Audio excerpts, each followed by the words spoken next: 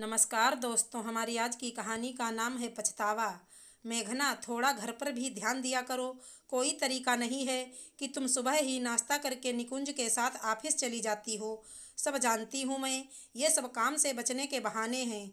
छोटी बहू भी कोई तुम्हारी नौकर नहीं है जो तुम्हारा खाना बनाकर ऑफिस भेजे और रात को भी तुम खाना बनने के बाद आती हो। सुजाता जी अपनी बड़ी बहू से बोली जब वो रात को घर पहुंची। मम्मी जी, ऑफिस जाकर मैं खाली नहीं बैठती हूँ। पूरे दिन सांस लेने की भी फुर्सत नहीं मिलती। देवरानी जी तो फिर भी कमर सीधी कर लेती हैं, लेकिन मुझे सीधे बैठने को भी नहीं मिलता। उस पर मैं अपने बच्चों का भी ख्याल नहीं रख पाती, जिसकी वजह से बहुत दिक्कतें हो जाती हैं। मेघना ने झुंझलाते हुए कहा। काम करती हो? तुम्हारे करने लायक काम ही क्या होता है वहाँ? सारा काम तो निकुंज करता है। उसके बिना ऑफिस में पत्ता भी नहीं हिल सकता। तुझे तो केवल पति के साथ चिपक कर बैठना है, इसलिए तू ऑफिस चली जाती। सास ससुर और बच्चों से तुझे कोई मतलब नहीं। सुजाता जी ने एक और विष भरा तीर छोड़ा। मम्मी जी, अगर सब लोग घर पर बैठकर घर के ही काम करते रहेंगे तो घर का खर्च कैसे चलेगा? एक अकेला आदमी कहाँ तक करता रहेगा? मेघना ने अपने देवर की तरफ देखते हुए कहा, जो घर में बेरोजगार बैठा रहता था, ना ही उसकी कोई काम करने की इच्छा होती थी। हाँ, हम तो जैसे तेरे ही टुकड़ों पर पल रहे हैं। अब तू हमें बताएगी कि घर का खर्च कैसे चलता है? सुजाता जी चिल्लाकर बोली। अभी दोनों सास बहू की बातें चल ही रही थी कि निकुंज घर आ गया। सुजाता जी ने निकुंज को सारी बात बताई तो निकुंज बोला, माँ, मेघना सही तो कह रही है। वो ऑफिस में जरा भी खाली नहीं बैठती। उसके ऊपर काम का बहुत प्रेशर है। अगर मेघना का काम मैं किसी और को देता हूँ तो वो मैनेजर कम से कम 50,000 रुपये महीने लेगा। अब ये पैसे घर में ही तो बच रहे हैं जो घर में सबके ऊपर खर्च होते हैं।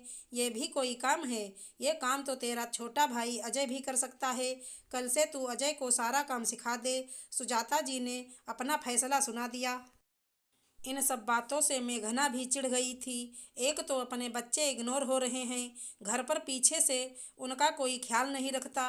रात दिन काम में खटते रहो। फिर भी सुनने को यही मिला कि ये तो पति के साथ चिपकने को ऑफिस जाती है। काम कुछ आता नहीं इसको। बहुत हुआ अब। निकुंज, अब मैं भी घर पर आराम से रहूंगी। आप कल से देवर जी से काम करा लेना। अब मैं भी घर पर रहकर अपने बच्चों की देखभाल करूंगी, मेघना ने कहा और कमरे में आ गई।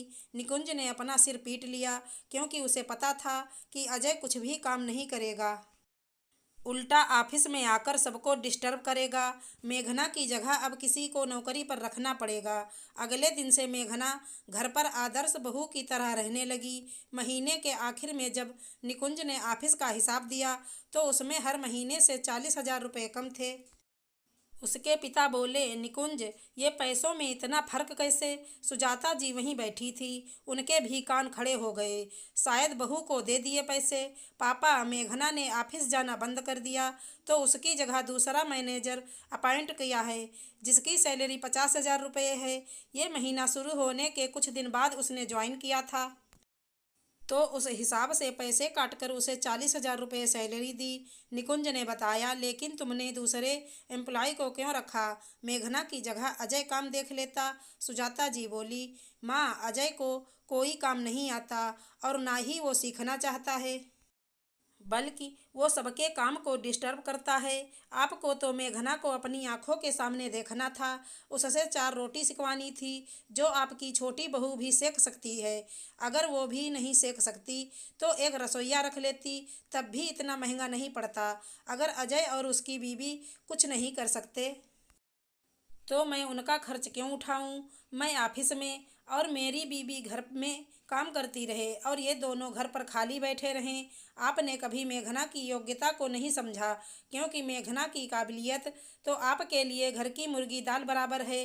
अब आपको समझ आया कि मेघना अगर बाहर जाकर नौकरी करेगी तो उसकी सैलरी कितनी होगी। जो आप उसे रात दिन ताने देती रहती हो, वो सही कहती है कि आपकी निगाहों में उसकी काबिलियत की कोई इज्जत नहीं है। तो ठीक है, अब ये 50,000 रुपये जो हम सबके ऊपर खर्च होते थे, अब इसकी कमी भी हम सब झेलेंगे। मेघना ने दूसरी जगह नौकरी के लिए आवेदन दिया है, जहां उसकी नौकरी पक्की हो गई है और वहां उसकी सैलरी 60,000 रुपये है। लेकिन अब उसकी ये सैलरी उसकी अपनी है, उसमें से हम सबका कोई हिस्सा नहीं है। निकुंज गुस्से से बोला और अपने कमरे में चला गया। आज सुजाता जी को अपनी सोच पर गुस्सा आ रहा था। सही में उन्होंने मेघना को घर की मुर्गी ही समझ लिया था। अब वो सोने का अंडा देने वाली मुर्गी बन गई थी और उन्होंने उसे दाल बराबर समझा था। लेकिन वो भी क्या करती, छोटे बेटे के प्यार में अंधी थी। जो वो कहता गया वो करती गई। लेकिन अब पछताए होत क्या, जब मुर्गी हाथ से फिसल ही गई। उधर मेघना भी खुश थी कि अब उसकी वैल्यू सबको समझ में आएगी। सच है, ससुराल में अपनी वैल्यू बनानी पड़ती है। आशा करती हूँ हमारी कहानी अच्छी लगी होगी। धन्यवाद दोस्तों।